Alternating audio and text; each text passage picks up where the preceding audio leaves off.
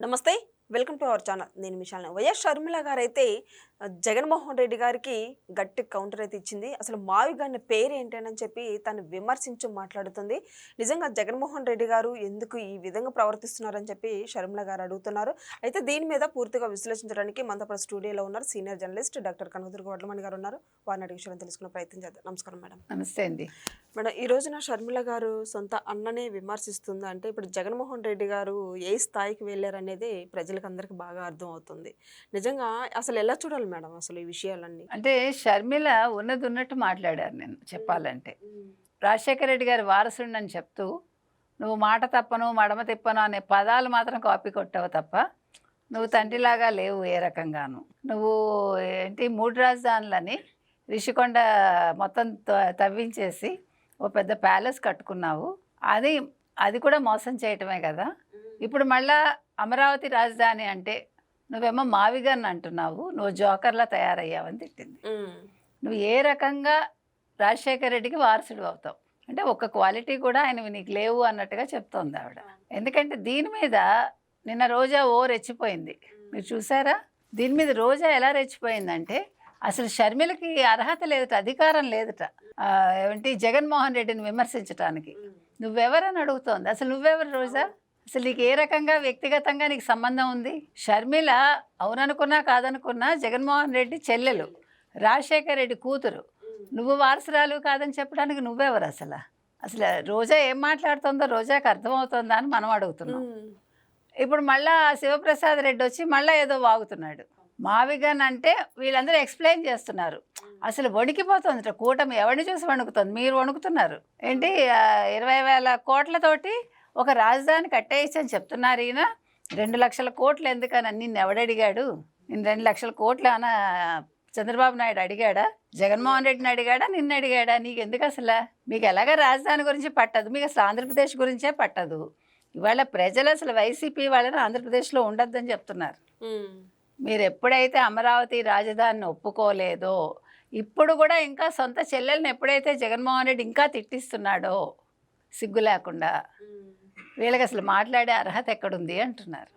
ఈరోజు ఈ మావిగన్ పేరుతోనే మొత్తం ఫ్లెక్సీలతో నిలిచిపోయి ఉన్న వాళ్ళ ఇంటి జగన్మోహన్ రెడ్డి ఇంటి దగ్గర కావచ్చు, విజయవాడ మొత్తం దీని మీద హైకోర్టు కూడా సీరియస్ అయింది మేడం. హైకోర్టు మావిగన్ అని కాదు, ఓవరాల్గా సీరియస్ అయింది. ఎందుకంటే ఒక చంద్రబాబు నాయుడు అంటే, ఒక రాష్ట్ర ముఖ్యమంత్రిని అంటే 5 కోట్ల ప్రజానీకాన్ని అన్నట్టని ఇవాళ కోర్టు పోలీసులకి చావచీవాట్లు పెట్టింది. మీరు అసలు 20లో ఇంత జరిగితే ఏం చేశారు? అప్పటి నుంచి అసలు మీరు ఎందుకు ఊరుకున్నారు? ఇలాంటి వాళ్ళు సోషల్ మీడియాలో పోస్టులు పెడుతూ ఉంటే మీరు ఫస్ట్లోనే వాళ్ళని అరెస్ట్ చేసి ఉంటే, వాళ్ళ మీద చర్యలు తీసుకుని ఉంటే ఇంత దూరం రాదు. ఇది మీ అలసత్వం అని వాళ్ళ హైకోర్టు నిజంగా చాలా బాగా మంచి తీర్పు ఇచ్చిందండి. బాగా తిట్టింది. చెయ్యాలి ఆ పని. ఎందుకంటే ప్రభుత్వాలు వస్తాయి పోతాయండి, ప్రభుత్వాలు మారుతూ ఉంటాయి. కానీ అక్కడ ఉండాల్సింది వ్యవస్థ ఎప్పుడు కూడా ఒకటే వ్యవస్థ ఉంటుంది. ఇప్పుడు పోలీసు, నిన్న ఉన్న పోలీసు ఇవాళ ఉంటారు, అతనికి ఎప్పుడు 60 ఏళ్ళు వచ్చాక రిటైర్ అవుతాడు. ఆయన ఊర్లు మారచ్చు తప్ప ఎక్కడికి వెళ్ళిపోడు కదా, ఉద్యోగం వదిలేసి సాధారణంగా. కాబట్టి వాళ్ళే దేనికి వాళ్ళు జవాబుదారీ, వ్యవస్థకి జవాబుదారీ, వ్యక్తులకు కాదు. జగన్మోహన్ రెడ్డికో లేకపోతే మరొకళ్ళకో వాళ్ళు జవాబుదారీగా ఉంటే పిఎస్ఆర్ ఆంజనేయులు, సునీల్ కుమార్ లాగా వాళ్ళ జీవితాలు అవుతాయి. నెక్స్ట్ ఊచలు లెక్క పెట్టుకోవాలి. కాబట్టి తోటకూర నాడే చెప్పలేదురా కొడుకు అని సామెత ఉంది మనకి. అంటే దొంగతనం బిగినింగ్లోనే చెప్పకపోవటం వల్ల కొడుకు ఉరికమ్మ ఎక్కే స్థితికి వస్తాడు. అలాగా వీళ్ళు ముందే చేస్తుంటే ఇంత రెచ్చిపోయి ఈ మోకలు రప్పరప్ప అంటూ ఫ్లెక్సీలు పెట్టి, ఇవాళ మావిగన్ అని ఫ్లెక్సీలు పెట్టి ఏంటిది?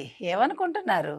అంటే మీకు పని పాటు లేదు కాబట్టి మీకు డబ్బులు ఎక్కువైపోయి ఇలాంటి పిచ్చి పనులన్నీ చేస్తున్నారు. ఇప్పుడు వీళ్ళని ఒక్కళ్ళని అరెస్ట్ చేస్తే ఇవాళ హైకోర్టు చెప్పింది కాబట్టి ఇప్పుడు ఈ ఫ్లెక్సీలు ఎవడు పెట్టించాడు, ఇవి ఎక్కడ ప్రింట్ అయ్యాయి, మొత్తం కూపీలాగి ఇవాళ అరెస్టులు మొదలు పెట్టమనండి.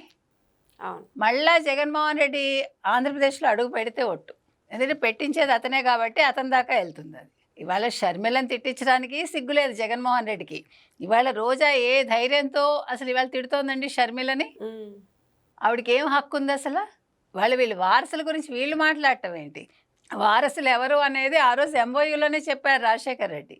ఇప్పుడు వాళ్ళు జగన్మోహన్ రెడ్డిని ప్రశ్నిస్తే భయపడుతున్నాడు. ఎక్కడ షర్మిల వచ్చి తన సీట్ ఆక్యుపై చేసేస్తుందో. నా అమ్మాయి అసలు అలాంటి పిచ్చి పని చేయలేదు. ఆ రోజే చేసుంటే ఇవాళ జగన్మోహన్ రెడ్డి ఎక్కడ ఉండేవాడండి? ఉమ్.